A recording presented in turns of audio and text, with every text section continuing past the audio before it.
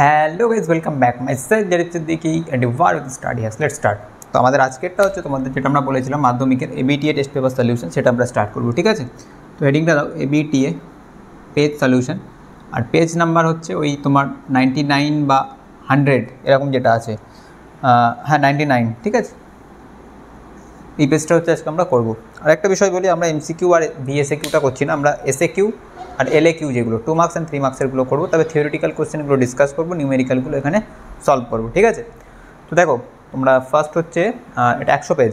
ওকে, first কোশ্চেনটা আছে 2 মার্কসের, ধাতব পরিবাহী এবং তড়িৎ বিশ্লেষণের মধ্যে দুটো পার্থক্য। সিম্পল পড়বে এটা, বইয়ের থিওরিটিক্যাল কোশ্চেন। স্নেলের সূত্র, জলের পরম প্রতিসরাঙ্ক বলতে কী বোঝো, স্থিতিশীল উন্নয়ন বলতে কী বোঝো, ওজোন স্তর ধ্বংসের দুটি ক্ষতিকারক প্রভাব, তারপরে যে 3.4 হিটারে মাইক্রোম তার ব্যবহারের দুটি সুবিধা লেখো।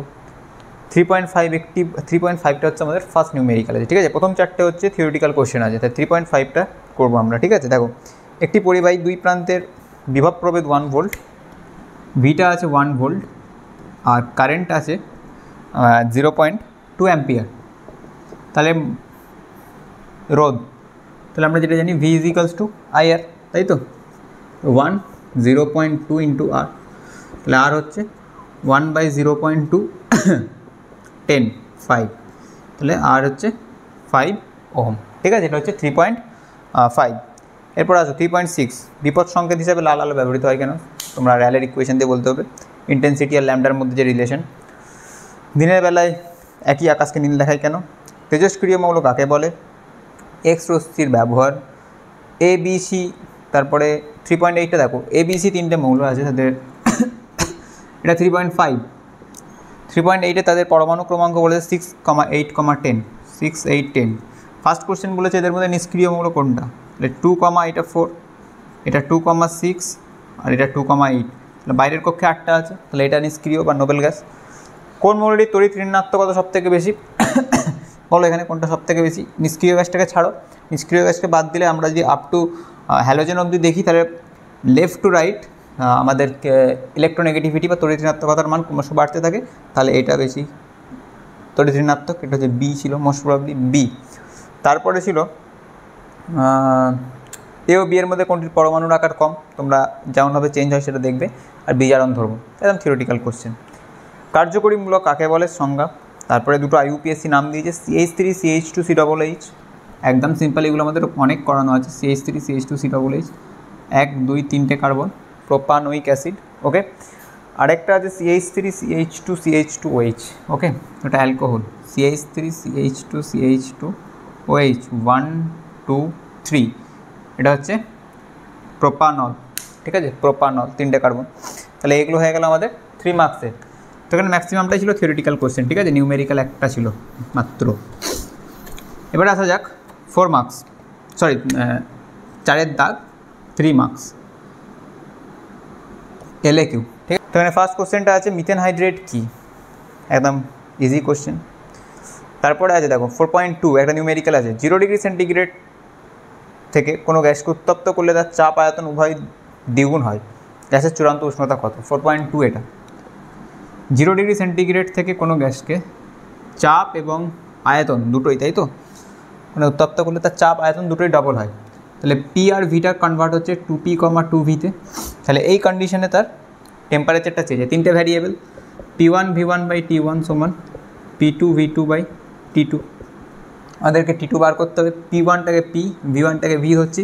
T1টা বলেছে 0 ডিগ্রি সেন্টিগ্রেড, 0 ডিগ্রি সেন্টিগ্রেড মানে কেলভিন স্কেলে 273 equals to 2P into 2V/T2 আমাদের বার করতে হবে। এটাকে আমরা T2ই লিখছি। ঠিক আছে, চলো P cancel, V cancel, T2 আসছে 273 ইন্টু 4, এটা মাল্টিপ্লাই করে যেটা হবে তত কেলভিন। ক্লিয়ার? এরপরে আসা যাক ওর আরেকটা অঙ্ক আছে।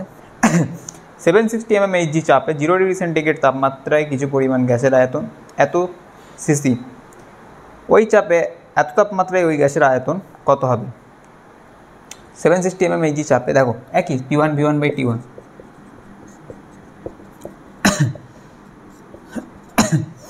প্রেশারটা বলেছে কত? 760 mmHg। ভলিউম বলে দিয়েছে, তোমরা একটু চেঞ্জ করতে হবে ইউনিটটাকে, এটাকে লিটারে কনভার্ট করে নিতে পারো, তাহলে ওটা হবে 1 অ্যাটমসফিয়ার প্রেশারটা, আর এটা লিটারে কনভার্ট করলে সিসি থেকে আমাদেরকে ডেসিমিটার কিউবে আসতে হবে, তাহলে 1000 দিয়ে ডিভাইড করতে হবে, তাহলে 1 লিটার, তাই না? তো এটা চলে আসবে। তখন টেম্পারেচারটা T1টা 0 ডিগ্রি সেন্টিগ্রেড মানে 273 কেলভিন, আর ওই চাপে মানে প্রেশারটা একই রেখেছে 760 mmHg, 546 ডিগ্রি তাপমাত্রায় ওই গ্যাসের আয়তনটা কত হবে? তাহলে দেখো এখানে তো আরও ইজি হয়ে গেল, পিটা হচ্ছে ফিক্সড, তাহলে পিটা হচ্ছে আমাদের 1 অ্যাটমসফিয়ার, V1টা বলেছে কত সিসি, 300 ডিভাইড, তোমরা এটাকে যদি 1000 দিয়ে ভাগ করো তাহলে এটা ঠিক আছে, করার দরকার নেই কারণ এটা দিক থেকে কেটে যাবে, 300ই রেখে তো অসুবিধা নেই।